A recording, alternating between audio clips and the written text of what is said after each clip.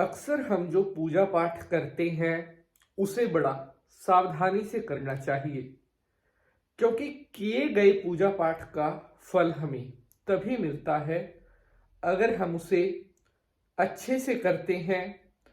पूजा पाठ के दौरान अगर हम कोई गलती नहीं करते हैं तब हमें उस पूजा पाठ का पूर्ण फल प्राप्त होता है।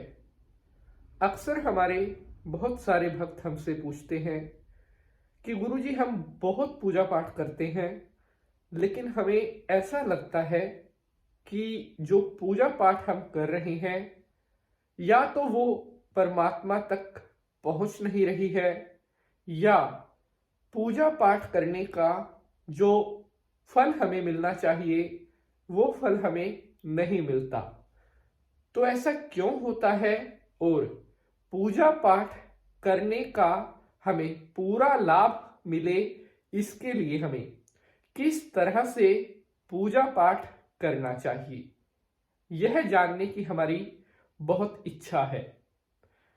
तो आज मैं आपको बताऊंगा कि अगर आप चाहे घर पर कर रहे हैं, मंदिर में कर रहे हैं, या अन्य किसी तीर्थ पर कर रहे हैं, पूजा पाठ करते वक्त आपको किन बातों का ख्याल रखना चाहिए और पूजा पाठ के दौरान किन नियमों को आपको फॉलो करना चाहिए, ताकि जो पूजा पाठ आप कर रहे हैं उसका पूर्ण फल आपको मिलता रहे। नमस्कार, सुस्वागतम, आभार। मैं पंडित नितिन शास्त्री आप सभी दर्शकों का आज के एपिसोड पर हार्दिक स्वागत करता हूं। उम्मीद है आप सभी स्वस्थ होंगे। भगवान भोलेनाथ की कृपा आप सभी के ऊपर बनी रहे। तो चलिए शंकर जी को प्रणाम करते हुए आज के एपिसोड को स्टार्ट करते हैं। ओम त्र्यंबकम यजामहे सुगंधिम पुष्टिवर्धनम उर्वारुकमिव बंधनान मृत्युर्मोक्षीय मामृतात्। बोलिए शंकर भगवान की जय। हर हर महादेव। तो प्यारे बंधुजनों, पूजा पाठ के लिए हमें मन, वचन और कर्म तीनों प्रकार से शुद्ध होना पड़ता है, तब कहीं जाकर किए गए पूजा पाठ का उचित फल हमें मिलता है।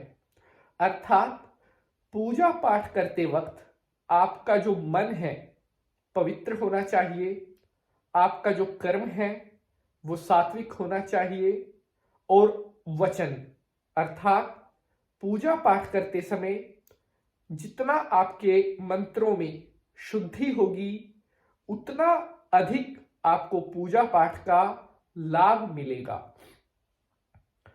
अब मैं आपको पूजा पाठ से जुड़ी कुछ ऐसी बातें बताने जा रहा हूं जो आपको बहुत काम आएंगी।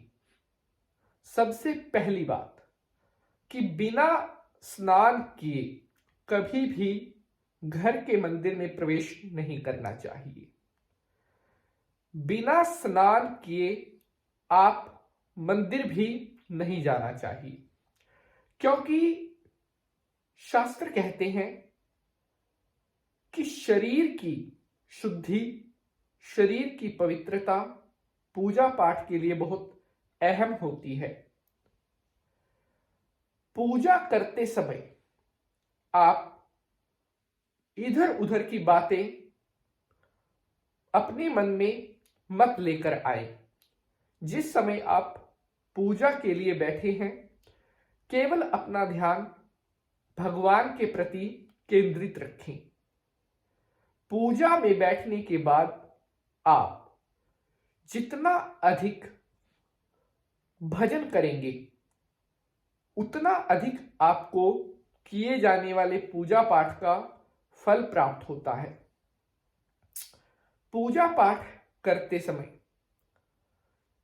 जितना समय आप एकाग्रचित होकर अपने मन को कंसंट्रेट करके मंत्र जाप करेंगे, उतना अधिक किए गए मंत्र जाप का फल आपको प्राप्त होता है। पूजा पाठ करते समय अपने साथ आप भगवान के लिए कुछ ना कुछ प्रसाद जरूर रखें, जिसका भोग आप परमात्मा को लगा सके, क्योंकि भगवान भोग लगाने से बड़ा प्रसन्न होते हैं। पूजा पाठ के दौरान अगर आप सुंदर फूल भगवान को चढ़ाते हैं तो आपका जीवन भी फूलों की तरह खुशहाल होने लगता है। पूजा पाठ करते समय आप जितना अधिक अपने मन को शुद्ध रखेंगे, परमात्मा में अपनी आस्था रखेंगे, उतना जल्दी भगवान आपकी पूजा से प्रसन्न होते हैं। अगर आप घर के मंदिर में बैठ करके पूजा कर रहे हैं तो घर के मंदिर को भी पवित्रता का, घर के मंदिर की जो शुद्धि है उसका भी बड़ा ध्यान रखना चाहिए। कभी भी घर के मंदिर में जूता चप्पल लेकर के प्रवेश नहीं करना चाहिए। घर के मंदिर में पूजा करते समय वहां पर दीपक जलाएं, सुगंधित धूप लगाएं, इसके साथ घंटी बजानी चाहिए। और अगर आपके घर पर शंख है तो घर के मंदिर में शंख जरूर बजाना चाहिए। कहते हैं कि शंख की ध्वनि करने से देवी देवता बड़े प्रसन्न होते हैं और मंदिर में घंटी बजाने से देवी देवता अपनी पूर्ण शक्तियों में जागृत होते हैं। मंदिर में पूजा करते समय देवी देवताओं को तिलक भी जरूर लगाना चाहिए। उसके बाद स्वयं के मस्तक पर भी तिलक अवश्य लगाना चाहिए। बिना तिलक के अगर आप पूजा करते हैं तो उसका फल अधूरा रह जाता है।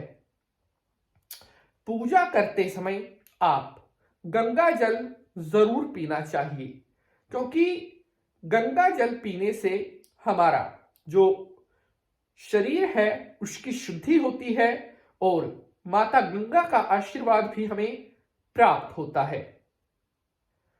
पूजा करते समय अगर आप गाय के शुद्ध देसी घी का दीपक जलाते हैं तो वो सबसे ज्यादा शुभ माना जाता है। और पूजा में आप अगर शालिग्राम पर तुलसी के पत्ते चढ़ाते हैं तो ऐसा करने से विष्णु भगवान बेहद प्रसन्न होते हैं। पूजा के बाद आपको आरती जरूर करनी चाहिए, क्योंकि बिना आरती के अगर आप उठते हैं तो ऐसा करने से भी की गई पूजा का अधूरा फल हमें प्राप्त होता है। पूजा पाठ आरती संपन्न होने के बाद भूमि पर थोड़ा जल डालना चाहिए और वहां से इंद्राय शक्राय नमः बोलते हुए तिलक का जो जल है अपने मस्तक पर लगाना चाहिए। ऐसा करने से हमारी पूजा पाठ का फल और कहीं नहीं जाता, वो केवल हमें ही प्राप्त होता है।